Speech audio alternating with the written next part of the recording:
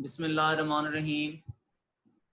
Welcome to Chemistry 12th, Chemistry with MPhil Scholar Abdul Basir. Dear students, आज हमारा lecture number 11, chapter number 8 aliphatic hydrocarbons हम discuss कर रहे थे। आज का जो हमारा टॉपिक है वो अल्कीन्स के मुताल्लिक है। अल्कीन्स क्या होती हैं, उसका बेसिक इंट्रोडक्शन, और फिर हमने प्रिपरेशन ऑफ अल्कीन को चेक करना है। इसके अंदर जो हमने चीज़ें देखनी है, प्रिपरेशन ऑफ अल्कीन्स में 5 तरह से हमने अल्कीन्स को प्रिपेयर करना है। एक, हमने अल्काइल हैलाइड की डी हाइड्रोहेलोजिनेशन करनी है। दूसरा, डिहाइड्रेशन करनी है अल्कोहल्स की, और फिर डिहेलोजिनेशन ऑफ विसिनल डाइहलाइड्स हमने करना है। इसके बाद चौथे नंबर पर कोब इलेक्ट्रोलिटिक मेथड है, जो अल्केन्स की प्रिपरेशन के लिए भी था। फर्क थोड़ा सा था, वो मैं बाद में बताऊंगा आपको क्या इन दोनों में डिफरेंस है। और फिर हमने लास्ट में पार्शियल हाइड्रोजिनेशन ऑफ अल्काइंस करनी है। ये जस्ट मैंने बोल देना है। तो ये हमारा आज का टॉपिक होगा, और साथ में 3-4 फिजिकल प्रॉपर्टीज हैं, वो भी मैं बोल दूंगा। जस्ट आपने उनको शॉर्ट के पॉइंट ऑफ व्यू से करना है। पार्शियल हाइड्रोजिनेशन ऑफ अल्काइंस को आपने शॉर्ट के पॉइंट ऑफ व्यू से करेंगे हम। उसमें 2 तरह के अल्काइंस होंगे, अल्कीन्स प्रिपेयर होती हैं। एक सिस अल्कीन्स और एक ट्रांस अल्कीन्स, यानी ज्योमेट्रिकल अल्कीन्स जो हैं वो यहाँ पे बनेंगी। तो इसको भी हम थोड़ा सा देख लेंगे एट द एंड। इसमें डिपेंड किस चीज के ऊपर करता है, ये डिपेंड करता है कैटालिस्ट कौन से यूज कर रहे हैं। So let's move on. हमारे पहले स्लाइड की तरफ हम जाते हैं। सबसे पहले अल्कीन्स। अल्कीन्स होती क्या है? बेसिकली अल्कीन्स कार्बन कार्बन के दरमियान में एटलीस्ट 1 डबल बॉन्ड आ जाए तो उनको हम अल्कीन्स कहते हैं। ये एक लैटिन वर्ड ऑलिफेंट से निकला हुआ है, जिसका मतलब ऑयल फॉर्मिंग होता है। यानी इसके जो लोअर मेंबर होते हैं वो ऑयली प्रोडक्ट्स बनाते हैं जब उनको हम क्लोरीन या ब्रोमीन के साथ रिएक्शन करवाते हैं, तो इस वजह से इसको ऑयल फॉर्मिंग का नाम देते हैं। ऑलिफेंस ये एक लैटिन वर्ड है। सो अब जरा नेक्स्ट हम देखते हैं हैविंग 1 डबल कोवलेंट बॉन्ड। इसमें कम से कम एक कोवलेंट बॉन्ड मौजूद हो, डबल कोवलेंट बॉन्ड, तो फिर हम अल्कीन्स का नाम देंगे। अगर कार्बन कार्बन एटम्स के दरमियान में है तो कार्बन ऑक्सीजन के या कार्बन नाइट्रोजन के या कार्बन सल्फर के उनके दरमियान है तो फिर डबल बॉन्ड है, तो फिर हम उन्हें अल्कीन्स नहीं कहेंगे, वो कुछ और होते हैं, उनके कंपाउंड्स और होंगे। लेकिन कार्बन कार्बन के दरमियान double bond, at least 1 double bond मौजूद हो, तो उसको हम कहते हैं कि वो हमारे पास क्या कहलाएंगी?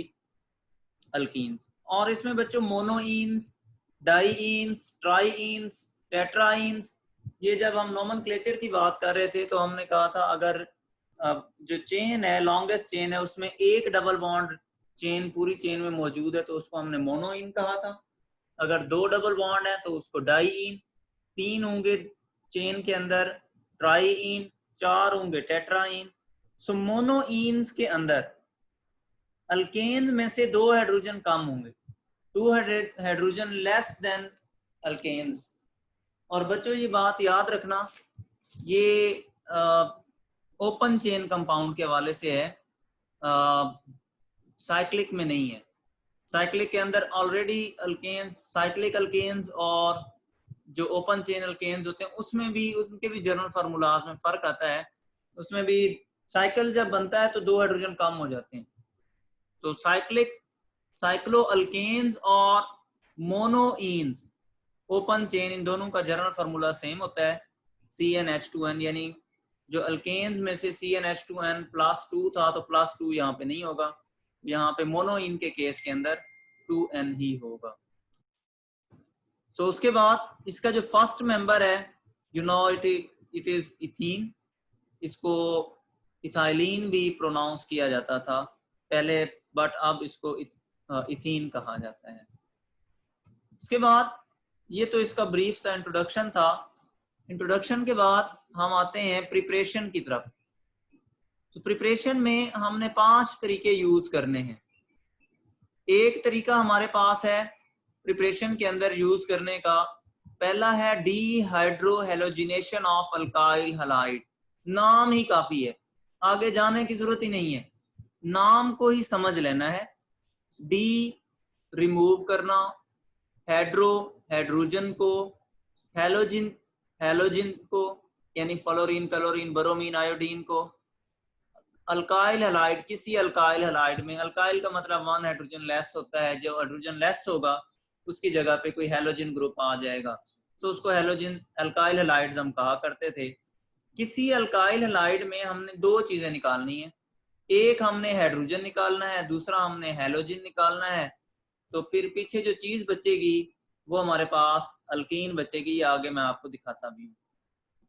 उसके बाद डिहाइड्रेशन। डिहाइड्रेशन का मतलब होता है वाटर का रिमूव होना, हाइड्रेशन वाटर की कमी। डिहाइड्रेशन आम हालात में बायोलॉजिकल डिहाइड्रेशन हो गई जी, क्या हो गया, पानी की कमी हो गई। तो यहाँ पे भी हमने किसी अल्कोहल में से पानी निकाल देना है। तो पानी निकालेंगे, हमारे पास क्या चीज बचेगी, अल्कीन्स बच जाएंगी। उसके बाद नंबर 3 पे डीहेलोजिनेशन ऑफ विसिनल डाइहैलाइड्स।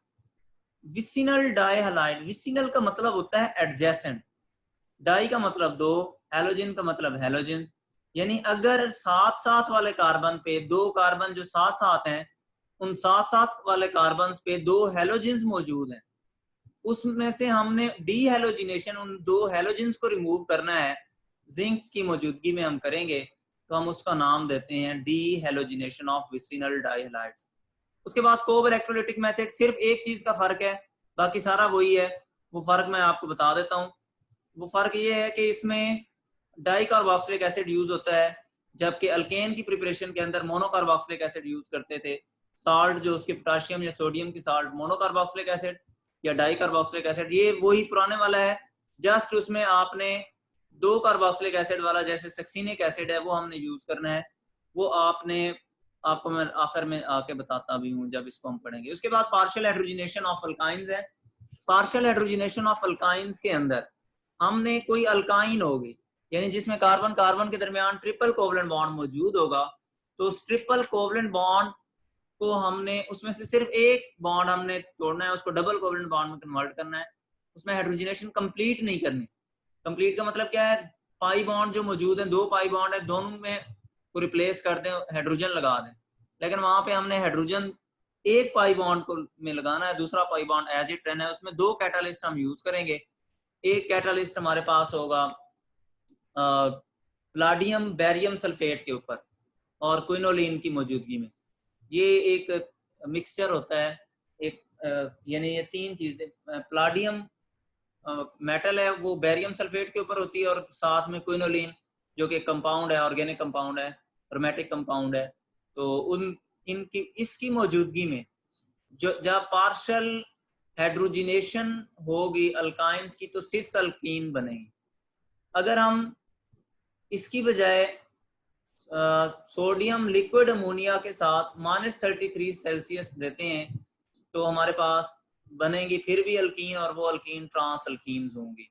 तो ये हम लास्ट में देखेंगे। तो ये हमारे पास आज का टॉपिक होगा, साथ में हम फिजिकल प्रॉपर्टीज को टाइम मिला तो डिस्कस कर लेंगे। अब बच्चे पहले नंबर पर हमारे पास है, जैसा कि आपको नजर आ रहा है, प्रिपरेशन ऑफ अल्कीन्स। इसमें पहली हेडिंग जो है वो आपके पास है dehydrogenation of dehydrohalogenation of alkyl halide. मैंने लिख दिया है आपकी आसानी के लिए। डी का मतलब रिमूव, हाइड्रो हाइड्रोजन को, हेलोजिन हेलोजिन यानी फ्लोरीन, क्लोरीन, ब्रोमीन, आयोडीन को, एंड देन अल्काइल का मतलब क्या होता है, 1 हाइड्रोजन लेस देन अल्केन। और अगर जो हाइड्रोजन लेस है उसकी जगह पे हम कोई हेलोजिन लगा देते हैं तो वो अल्काइल हैलाइड बन जाते हैं। यानी किसी अल्काइल हैलाइड में जैसा कि CH3Cl है, या जैसा कि यहाँ पे RCH2CH2X, X यहाँ पे क्या है, हेलोजन, जो ये सारा अल्काइल ग्रुप है, ये वाला X क्या था, एक हाइड्रोजन था अल्केन का, उसकी रिप्लेसमेंट हमने कर दी थी एक्स के साथ, एक्स यहाँ पे हेलोजन है। इस केस के अंदर ये जो मैंने फ्रेम के अंदर आपको नजर आ रहा है रेड रेड कलर का, इन दो इधर से हाइड्रोजन, अब ये वाला कार्बन, इसमें दो चीजें याद रखना क्योंकि आगे भी हमने पढ़नी है, बीटा एलिमिनेशन भी तकरीबन यही चीज होती है बच्चों। ये फंक्शनल ग्रुप है, एक्स जो है वो हेलोजन हेलो ग्रुप है, फंक्शनल ग्रुप है। जरा गौर करें, फंक्शनल ग्रुप जिस कार्बन के साथ अटैच है उस कार्बन को कहते हैं अल्फा कार्बन। ये आपकी बुक में नहीं लिखा हुआ, ये आगे आपने जाके पढ़ना है। और वो कार्बन जिस कार्बन सेकंड कार्बन के साथ अटैच है, यानी दूसरा कार्बन फंक्शनल ग्रुप से, उसको बीटा कार्बन कहते हैं। इसमें बच्चों बीटा कार्बन के साथ, ये जो बीटा कार्बन है उसके साथ जो दो हाइड्रोजन लगे हुए हैं वो बीटा हाइड्रोजन कहलाते हैं। अल्फा कार्बन के साथ जो हाइड्रोजन लगे होते हैं वो अल्फा हाइड्रोजन, बीटा के साथ जो हाइड्रोजन लगे होते हैं वो बीटा हाइड्रोजन। तो बच्चों बीटा हाइड्रोजन निकलेगा बीटा पोजीशन से, और अल्फा पे जो हेलोजन ग्रुप लगा हुआ है वो लगेगा। अब ये होता है किसी न्यूक्लियोफाइल की मौजूदगी में, तो न्यूक्लियोफाइल अटैक करता है इसके ऊपर, फिर वो ये एक पूरा मैकेनिज्म है, ये हम चैप्टर नंबर 10 के अंदर डिस्कस करेंगे, लेकिन वहां पे भी सेम यही चीज हमने पढ़नी है। तो अल्फा बीटा कार्बन की थोड़ी सी मैंने यहाँ पे आपको, ये आपकी बुक में फिलहाल इस चैप्टर में नहीं है, लेकिन एक थोड़ा सा हिंट मैंने दे दिया, जब हम आखिर में उधर पढ़ेंगे तो मैं आपको बताऊंगा। बच्चों इसमें जो आपने याद रखना है, अल्कोहलिक मीडियम यूज करना है, KOH पोटाशियम हाइड्रोक्साइड जो कि बेस है, इसको यूज करना है। यहाँ से बच्चों HX साइड पे निकल जाएगा, वाटर का मॉलिक्यूल भी निकल जाएगा यहाँ से। अब ये देखें जो K है, ये K पोटाशियम इससे हेलोजन निकाल लेता है, और जो OH है यहाँ से H निकाल के वाटर बना देती है। तो ये आपके पास KX और H2O साथ में निकल जाता है। पीछे जो चीज बचेगी, ये वाले बॉन्ड अभी सेटिस्फाई नहीं होंगे, इधर CH और इधर CH2, तो ये आपस में बॉन्ड बना लेंगे, तो कार्बन कार्बन के दरमियान डबल बॉन्ड बन जाएगा, जो कि आपके पास अल्कीन, जनरल अल्कीन बन जाएगी।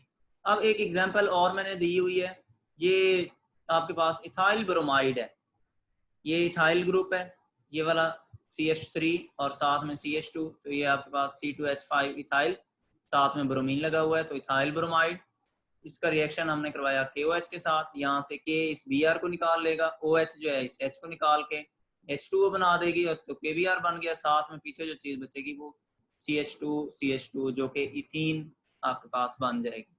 इसी तरह अगर एक और एग्जांपल यहाँ पे एक और आप लगा लेते, यहाँ पे CH3 CH2 Br यानी प्रोपाइल ब्रोमाइड, तो उसमें प्रोपीन बन जाना था। तो यानी इसका मतलब ये हुआ कि आप एक चेन इस R की जगह पे अपनी मर्जी से चेन लगाते जा सकते हो। उसके बाद नेक्स्ट जो है आपके पास, जो नेक्स्ट स्लाइड है वो है डिहाइड्रेशन ऑफ अल्कोहल्स। अल्कोहल्स की बच्चों हमने डिहाइड्रेशन करनी है, जैसा कि नाम से ही ज़ाहिर है, डी का मतलब रिमूव करना, हाइड्रेशन का मतलब वाटर, पानी को हमने रिमूव करना है। ये आप एक एग्जांपल देख रहे हो। अब बच्चों डिहाइड्रेशन ऑफ अल्कोहल्स, इसकी डेफिनेशन के अंदर आपने यही लिखना है कि removal of water in the presence of dehydrating agent gives alkenes. So this type of formation of alkene is called as dehydration of alcohols. तो अब इसमें जरा देखें बच्चों, ये चार तरह के कैटालिस्ट यूज होते हैं, ये जो डिहाइड्रेटिंग एजेंट के तौर पर जो पानी निकालते हैं। एक बच्चों आपके पास है P4, इसको वैसे हमारे पास डाईफास्फोरिक पेंटाऑक्साइड होता है, डाईफास्फोरस पेंटाऑक्साइड, तो ये दो डाइमर होते हैं, तो P4H10 बन जाते हैं। वैसे P2O5 होता है डाईफास्फोरिक पेंटाऑक्साइड, तो ये दो डाइमर बन जाते हैं, दो मॉलिक्यूल लगे होते हैं, तो P4O10। सो उसके बाद H2SO4 सल्फ्यूरिक एसिड, फिर फास्फोरिक एसिड H3PO4, और फिर Al2O3 एल्यूमिना जो होता है। अब इसमें कंडीशन डिपेंडेंट होती है, ये सारे डिफरेंट कंडीशन के ऊपर। एक एग्जांपल के तौर पर जनरल एग्जांपल मैंने दी है बुक में, और भी एग्जांपल्स लिखी हुई हैं, वो भी आपने देखनी है। वो एग्जांपल्स इस तरह से हैं, वो इसके बाद में बताता हूँ आपको। यहाँ पे देखें अल्कोहल है, ये कोई अल्कोहल है, इसमें आप जरा देखें, इस अल्कोहल के अंदर ये आपने क्या लगाया हुआ है, इसमें यह कैटालिस्ट यूज किया हुआ है एल्यूमिना। अब जरा, अच्छा जी ऐड कर लेता हूँ बच्चों, हो गई ऐड। सो दोबारा से वापस आते हैं, ये आपके पास अल्कोहल है। अल्कोहल में देखें जरा, चेक करें, इसके साथ हमने ये वाला कैटालिस्ट यूज किया हुआ है अल्मीना Al2O3। कंडीशन कौन सी है, 340 से लेकर 450 डिग्री सेल्सियस तक ये आपने कंडीशन दी। तो यहां से क्या निकलेगा, इधर से OH निकलेगा, जैसा कि आपने पिछली स्लाइड के अंदर देखा था। मैं आपको पिछली स्लाइड दोबारा दिखा देता हूं। यहाँ पे X लगा हुआ है, आपको नजर आ रहा होगा। इस X की जगह पे अगर आप OH लगा लें, बाकी सारी चीजें वही हैं।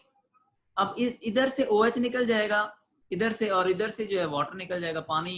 ये दो अगले मैकेनिज्म जो अगले स्लाइड का बनेगा, इस स्लाइड का, तो ये भी वही चीज है, ये वाली स्लाइड।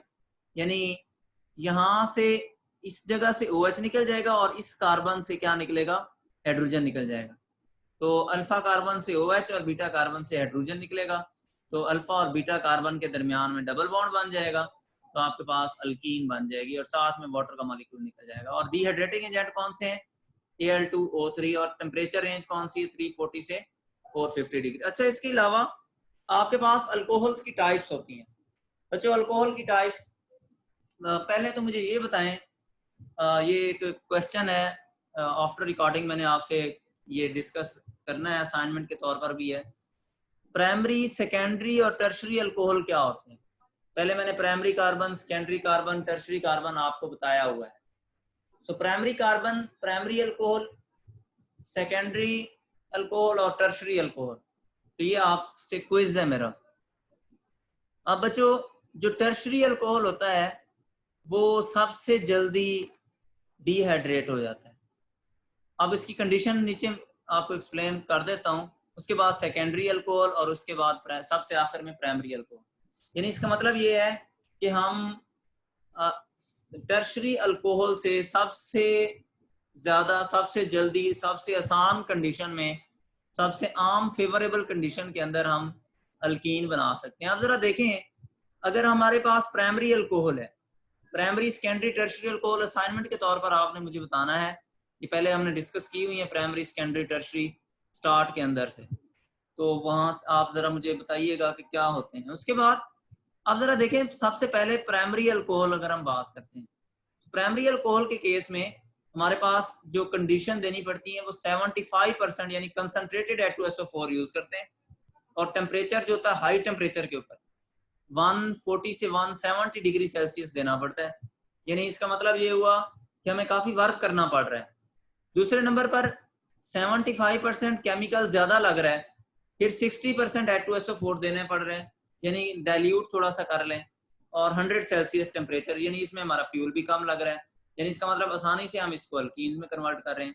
और उसके बाद जो आखिर में है टर्शरी अल्कोहल्स, टर्शरी अल्कोहल्स में हम 20% H2SO4 यूज कर रहे हैं।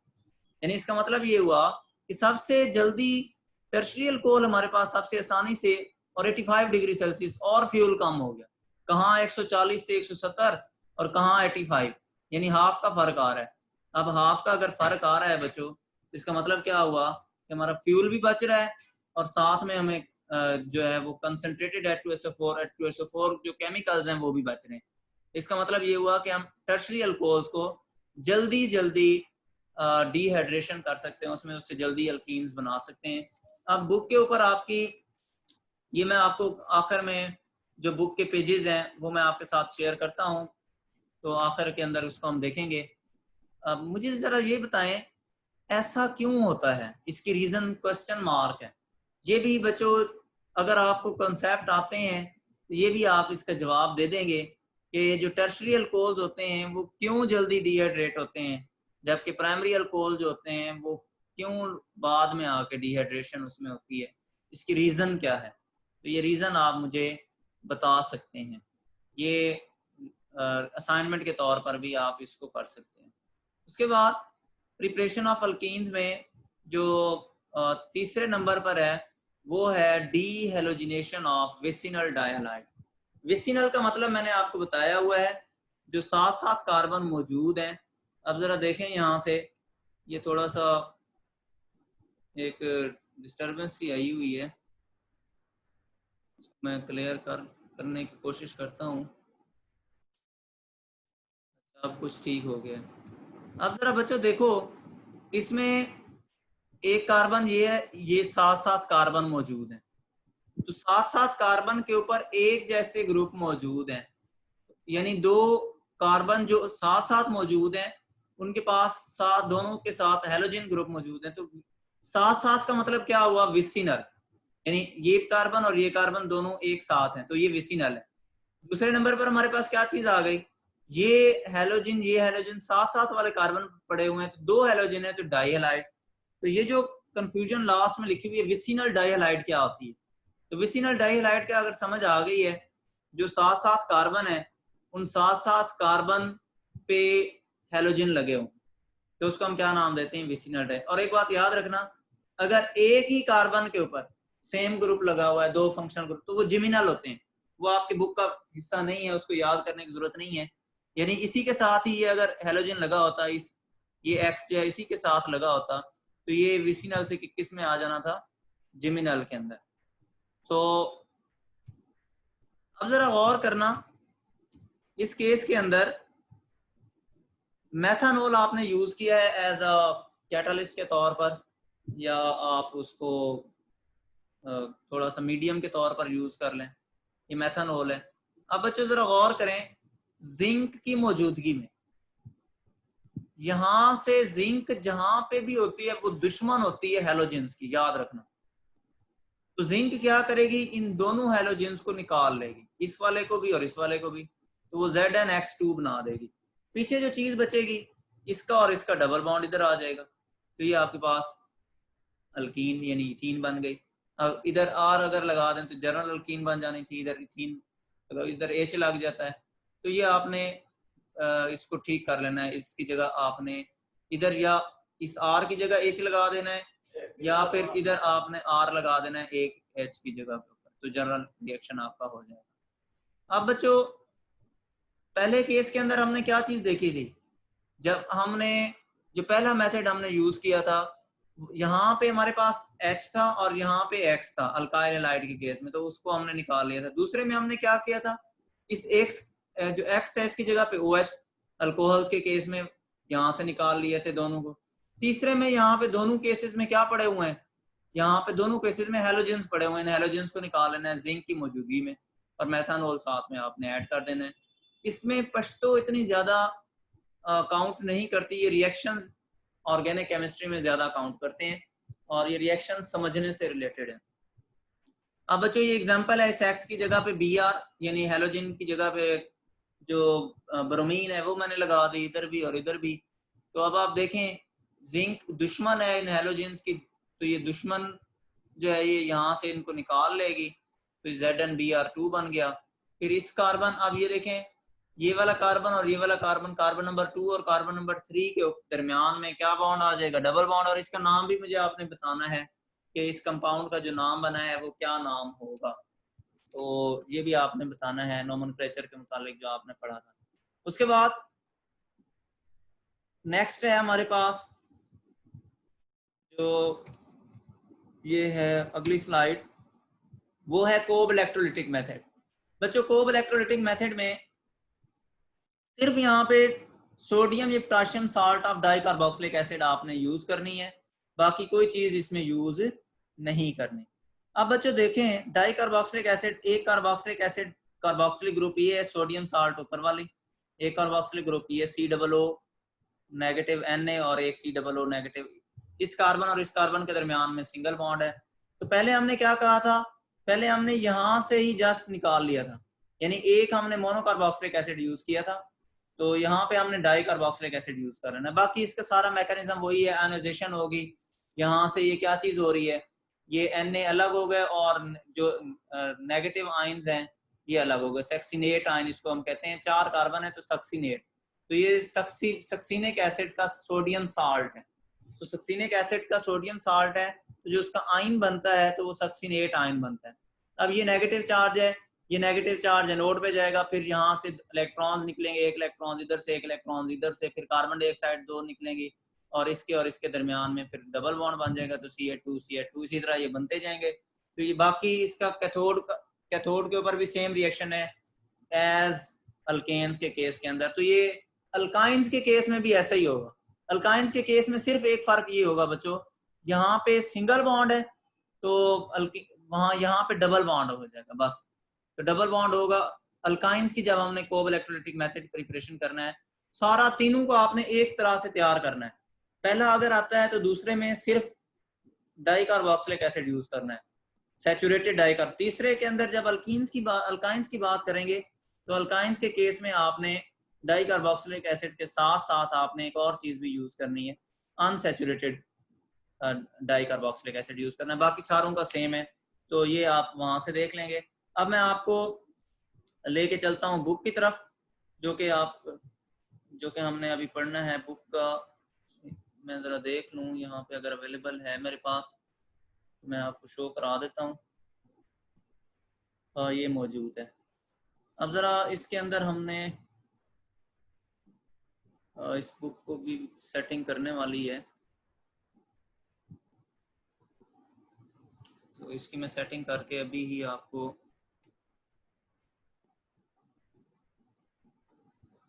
जस्ट अ मिनट, ये अभी हो जाता है। ये हमारे पास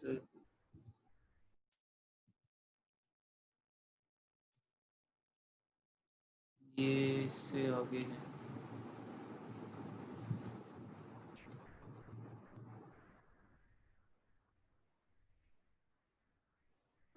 बुक नजर आ रही है बच्चों?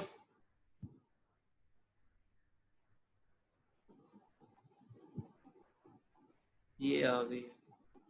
अच्छा बच्चों, ये पहला तरीकाकार जो पहला हमने पढ़ा है, इसको जरा देखें। Alkyl halide on heating alcoholic potassium hydroxide undergo elimination of, ये सारा आपने रीड कर लेना है, ये डिटेल डिस्कस की हुई ये आपने। अब बच्चों ये देखें, ये P4 जो डिहाइड्रेटिंग एजेंट थे, डिहाइड्रेशन। अब इसमें टर्शरी, सेकेंडरी और ये किस किस तरह से होते हैं। अब देखें बच्चों, प्राइमरी अल्कोहल है, तो प्राइमरी अल्कोहल के केस में डिहाइड्रेशन हुई, वाटर का मॉलिक्यूल निकला, लेकिन कंडीशन में डिफरेंस है। इसी तरह ये सेकेंडरी अल्कोहल है। अब सेकेंडरी अल्कोहल यहाँ से फिर भी आपको मैं एक हिंट दे रहा हूँ, यहाँ से देख के ही आप डेफिनेशन कर सकते हो। फिर ये टर्शरी अल्कोहल है, तो ये आपने असाइनमेंट के तौर पर मुझे बताना है प्राइमरी, सेकेंडरी, टर्शरी अल्कोहल क्या होते हैं। यहाँ से हिंट भी आपको दिए गए हैं। तो अब देखें, प्राइमरी अल्कोहल में कंडीशन, सेकेंडरी की कंडीशन और टर्शरी अल्कोहल की कंडीशन। उसके बाद विसिनल डायलाइड जो साथ साथ कार्बन पे मौजूद है, तो ये भी आपने जरा इसमें से चेक कर लेना है। इधर बच्चों हाँ आर इधर लगा हुआ है, ठीक है, इसको ठीक कर लेना, यहाँ पे आर लगा लेना, जो मेरे उसमें स्लाइड में जरा मिस्टेकनली है। कोब इलेक्ट्रोलिटिक मेथड, आयनाइजेशन होगी, एसीटेट आयन ये वाली चीज बन गई। यहाँ पे ये एसीटेट आयन, इसमें से इलेक्ट्रोलिसिस होगी, 2 इलेक्ट्रॉन्स निकल जाएंगे। इलेक्ट्रॉन निकले, वही फ्री रेडिकल मैकेनिज्म बना, बस एक इलेक्ट्रॉन इधर से और एक इलेक्ट्रॉन यहाँ से निकला। पीछे क्या होगा, यहाँ से वो रेडिकल बना, तो ये वाले बॉन्ड होमोलिटिकली क्लीवेज हो जाएगी।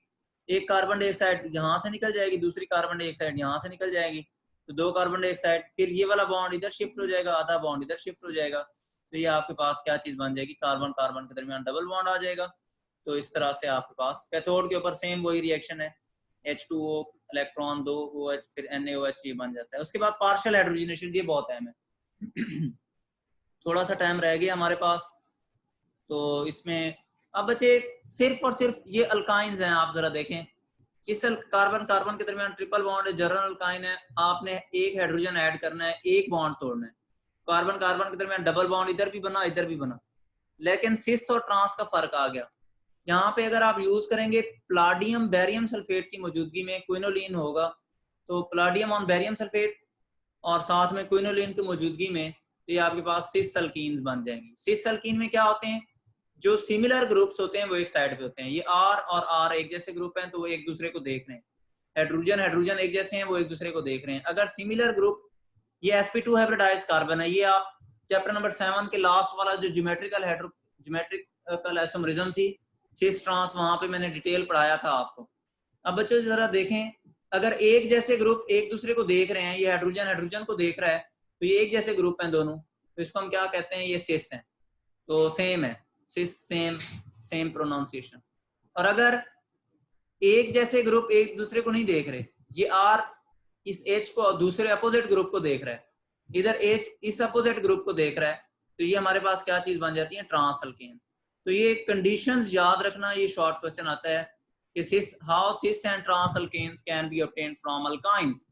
सो बच्चों को पता ही नहीं चलता क्वेश्चन कहाँ से आया है, तो ये बच्चों याद रखना। चलें हम हस्बे तौफीक फिजिकल प्रॉपर्टीज भी पढ़ लेते हैं कि हमारे पास फर्स्ट 3 मेंबर्स इसमें ethene, propene and butene gases होती हैं रूम टेम्परेचर के ऊपर, जबकि कार्बन 5 से कार्बन 15 तक आपके पास लिक्विड्स होते हैं, और उसके बाद जो हायर मेंबर्स होते हैं वो आपके पास क्या हैं, सॉलिड्स होते हैं। तो पहले नंबर पर आपने ये बात, इसको आपने फिजिकल प्रॉपर्टी फिजिकल स्टेट्स की हेडिंग में कर लेना है, कौन से लिक्विड हैं, कौन से गैसेज हैं एंड कौन से सॉलिड हैं। दूसरे नंबर पर बच्चों ये होते नॉन पोलर हैं, तो नॉन पोलर होने की वजह से पानी में इनसॉल्युबल होते हैं और अल्कोहल के अंदर सॉल्युबल हो सकते हैं। अब अल्कोहल में ये सॉल्युबल है, वाटर में क्या है, इनसॉल्युबल है।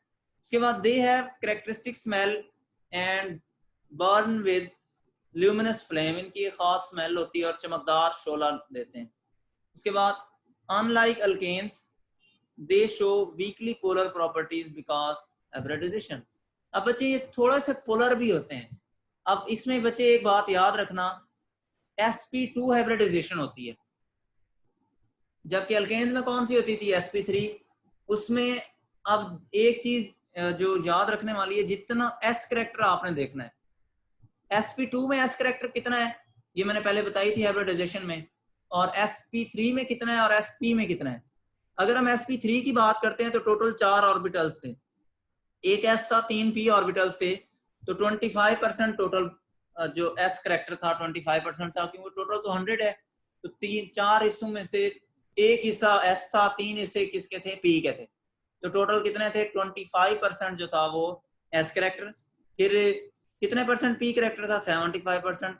sp3 हाइब्रिडाइजेशन अल्केन में, अल्कीन में क्या हो गया, एक s है, 2 p आ गए, तो यानी टोटल 33.33% जो है वो s करेक्टर है, 66.667% जो है वो p करेक्टर है। यानी अब इसमें s करेक्टर इंक्रीज हो रहा है। तो बच्चों जितना s करेक्टर इंक्रीज होगा, याद रखना उतनी पोलैरिटी इंक्रीज होती है, तो वो थोड़ी सी पोलर प्रॉपर्टीज भी शो करते हैं। इसी तरह जो sp हाइब्रिडाइजेशन है वो उसमें 50% s करेक्टर है, 50% p करेक्टर है, वो और पोलर हो जाती है, तो उसको हम अल्काइंस के केस में हम डिस्कस भी करेंगे। तो ये तो था आज का आपका लेक्चर, और इसमें बच्चों आपने जो काम करना है, जो मैंने असाइनमेंट्स पूछी हैं वो आपने इसमें से इस आज के लेक्चर में जो क्वेश्चंस हैं वो मुझे बताना है, और फिर जो हमने पहले वाले असाइनमेंट्स थी वो